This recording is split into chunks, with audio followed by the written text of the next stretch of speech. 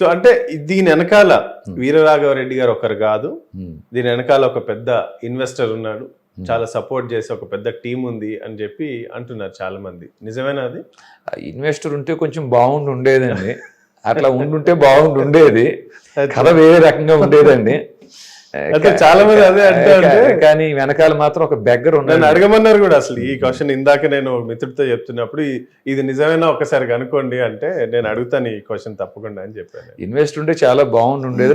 అలా ఎవరైనా వస్తే వెల్కమ్ అండి, చాలా సంతోషం.